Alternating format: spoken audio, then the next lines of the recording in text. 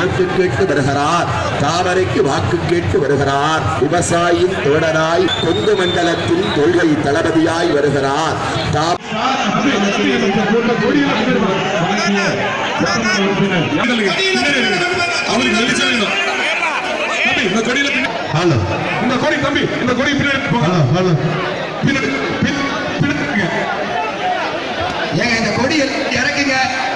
சைடுல நிக்கிறவங்களுக்கு இந்த கொடி கொடுங்க. தயவு செய்து சீக்கிரம் எல்லாரும் பார்க்கணும்.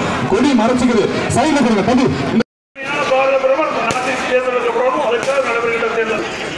இந்த தேர்தலிலே நம்முடைய அங்கீகரிக்கப்பட்ட பாரதிய ஜனதா கட்சி சேர்ந்த ராதாகிருஷ்ணன் அவர்களுக்கு தாமரை சின்னத்திலே வாக்களித்து தாமரை சின்னம்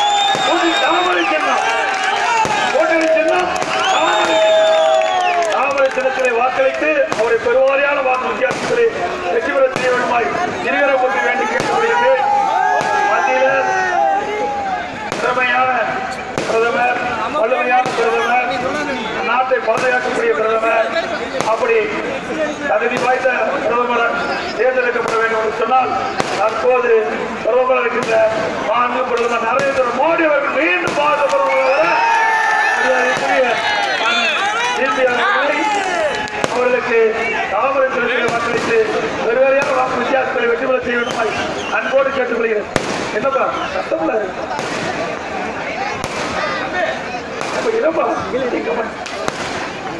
இந்த தினம் நாட்டுடைய பாதுகாப்பு மிக முக்கியம். நாட்டில் பாதுகாப்பு சரியா இருந்தால் தான் மக்கள் நிம்மதியாக வாழ முடியும். மக்கள் நிம்மதியாக வாழ வேண்டும் சொன்னால் திறமையான பாரத பிரதமர் நாட்டை ஆள வேண்டும். அப்படி திறமையான பாரத பிரதமரை தேர்ந்தெடுப்பதற்காக நடைபெற்ற தேர்தல். இந்த தேர்தலில் மீண்டும் பாரத பிரதமர் நரேந்திர மோடி அவர்கள் பிரதமர் ஆவதற்காக நம்முடைய வெற்றி வேட்பாளர்களை வெற்றி பெற செய்யுங்க.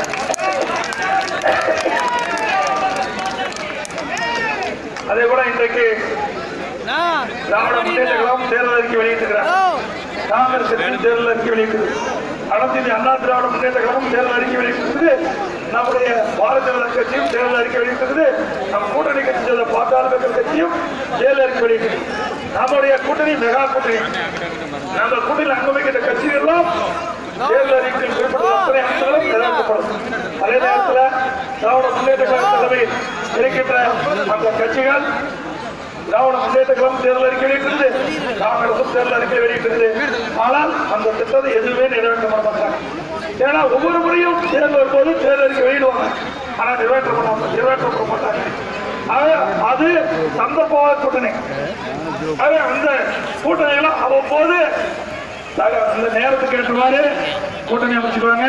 நேரத்துக்கு ஏற்றவாறு தேர்தல் அறிக்கை வெளியிடுவாங்க. இப்போ நடக்கிற தேர்தல் நாடாளுமன்றத்தில் நடக்கிற தேர்தல்.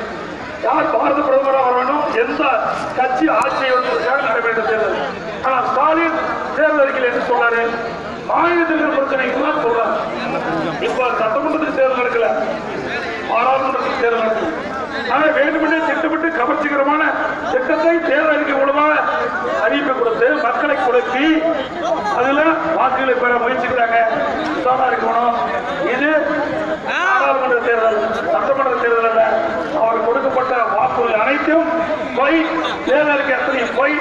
ஏற்கனவே கொடுக்கப்பட்ட வாக்குறுதி எதுவுமே நிறைவேற்றவில்லை என்பதை இந்த நேரத்தில் சுட்டிக்காட்டி இன்னைக்கு அனைத்து அண்ணா திராவிட முன்னேற்ற கழகம் சரி 2000 நீதியை புரட்சித் தலைவர் அம்மா கொடுக்கப்பட்ட வாக்குறுதி எல்லாமே தேர்தல் அறிக்கையில் குறிப்பிட்ட அனைத்துமே நிறைவேற்றப்பட்டுள்ளது.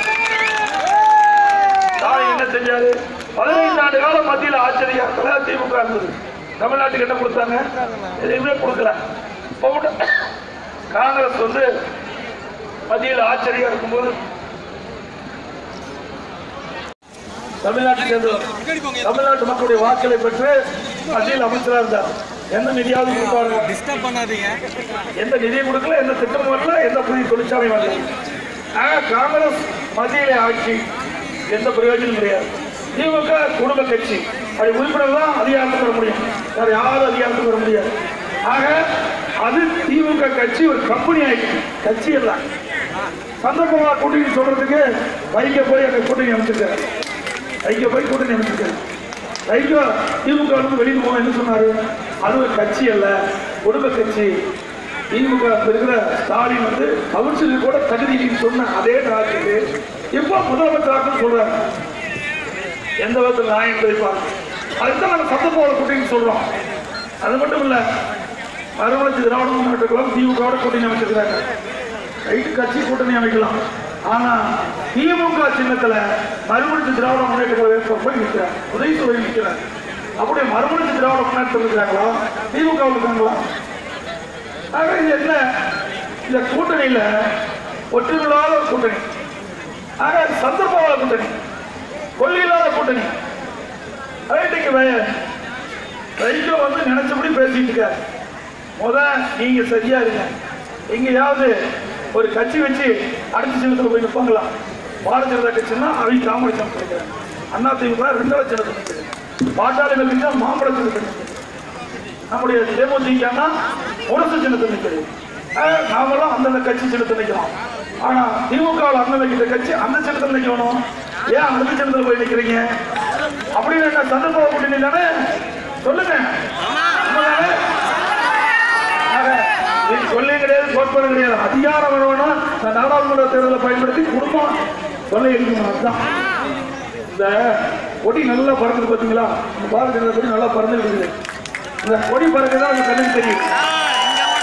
ஆனா காத்து கண்ணுக்கு தெரியுதா? காத்து யாருக்கா கண்ணுக்கு தெரியுதுங்களா? கொடி பறக்குதான் தெரியுதுல்ல. கண்ணுக்கு தெரியாத காற்றில் கூட ஊழல் செய்கிற மன்னன் திமுக. அதாவது கொள்ளையடிச்ச பணத்தை வச்சுட்டுதான் இப்ப தேர்தல் சந்திக்கிறாங்க. அந்த கொள்ளையடிச்ச பணம்லாம் வருமான ஒரு துறை. இப்ப வேலூர்ல என்ன வந்து உங்களுக்கு தெரியும். ஏங்க தங்க காசு கொடுக்குறாங்க. ஊழல் செய்யல கட்சியா திமுக கட்சி, ஊழல் செய்யல கட்சியா?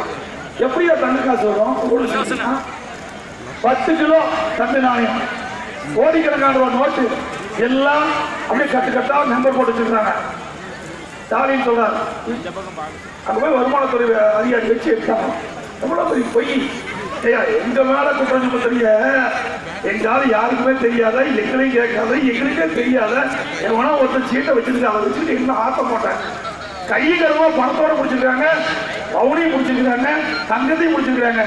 ஆக கைகரமா முடிச்சது கூட வித்தியாசம் பண்றாங்க திமுக காரர். உஷாரா இருக்குமா? காத்திலேயே ஊழல் செய்த கட்சி, விஞ்ஞான மூலப்படுத்த கட்சி திமுக கட்சி. ஆனா இன்னைக்கு அந்த தலைவர் அப்படித்தான், ஒன்றும் அப்படித்தான். அதாவது தேர்தலில் ஜாக்கிரதையா இருந்து இந்த தேர்தலில் நம்முடைய வெற்றி வேட்பாளர் மரியாதைக்குரிய ராதாகிருஷ்ணன் அவர்களுக்கு தாமரை சின்னத்தில்